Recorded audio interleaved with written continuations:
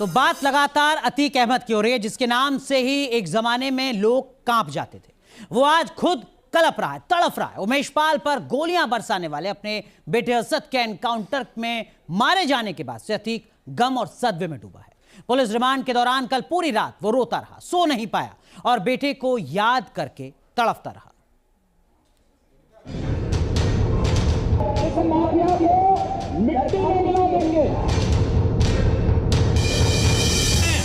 महिलाओं को, बच्चों को दूर न करें।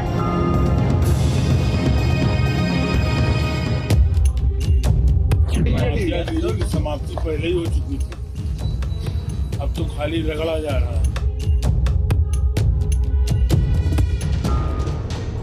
न जाने उसने कितनी गोलियां बरसाई, कितने खून बहाए, कितनों को रुलाया, लेकिन आज हाल यह है कि वो खुद खून के आंसू रो रहा है। 4 दशकों तक जो अतीक अहमद गुंडई के बल पर गदर काटता रहा था, आज वो गिड़गिड़ा रहा है।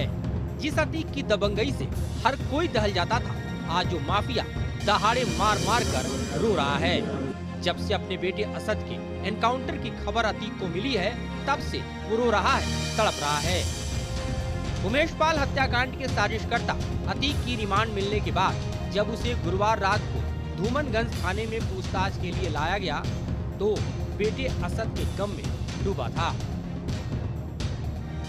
रिमांड की पहली रात अतीक काफी बेचैन रहा। धूमनगंज थाने में अतीक पूरी रात सो नहीं सका। थाने में माफिया अतीक कई बार रोया। बेटे असद को याद कर अतीक खूब रोया। पूरी रात अतीक असद का इनाम लेता रहा। इस वक्त मैं प्रयागराज के धूमनगंज पुलिस स्टेशन के बाहर हूं और आप तस्वीर देख सकते हैं कि चूंकि इसी थाने में अतीक अहमद को कल रात तकरीबन 11:15 बजे के आसपास नैनी जेल से यहां पर लाया गया और तब से लेकर अब तक अतीक अहमद और उसके भाई अशरफ को यहीं पर रखा गया है। रिमांड की पहली रात अतीक अहमद नहीं सो सका, ऐसी जानकारी मिल रही है। पूरी रात अतीक अहमद परेशान रहा, असद का नाम लेता रहा। पुलिस वालों से ये कहते हुए भी सुना गया कि मेरा पूरा परिवार बर्बाद हो गया, मेरे बेटे को बेवजह मारा गया। पुलिस कुछ भी सवाल करती तो बस बेटे को याद करने लगता, रोने लगता, गिड़गिड़ाने लगता, बड़बड़ाने लगता, तड़पने लगता।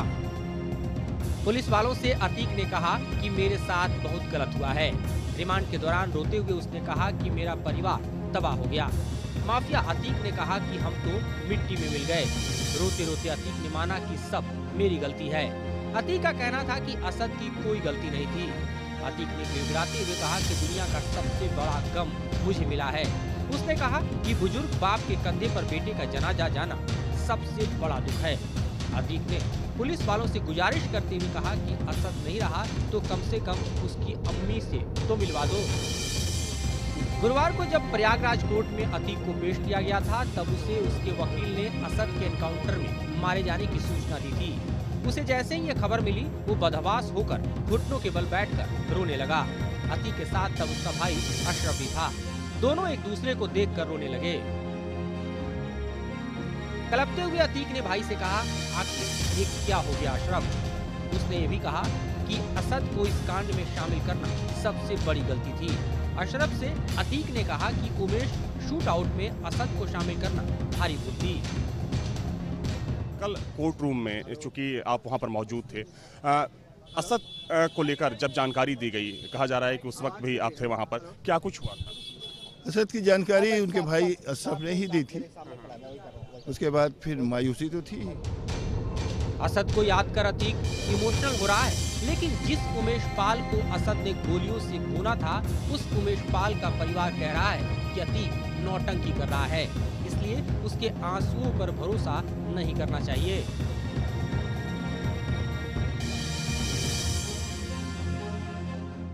ये नाटक कर रहा है। नाटक इसलिए कर रहा है क्योंकि वो भी आज का नहीं है, बहुत बीता हुआ है। वो बहुत साझा हुआ आदमी है और भय तो है, डर है अभी, क्योंकि अभी तो वो शुरुआत हुआ है और अभी तो जड़ बचा है। अब जब अतीक का हत्यारा बेटा असद पुलिस की गोलियों का शिकार हो गया, तो वो कलप रहा है, तड़प रहा है। लेकिन क्या उसे याद है वो राजू पाल, जिसे उसके इशारे पर गोलियों से भून दिया गया था? क्या उसे याद है वो उमेश पाल, जिसे उसके बेटे और बुर्गों ने दिन दहाड़े मार डाला था?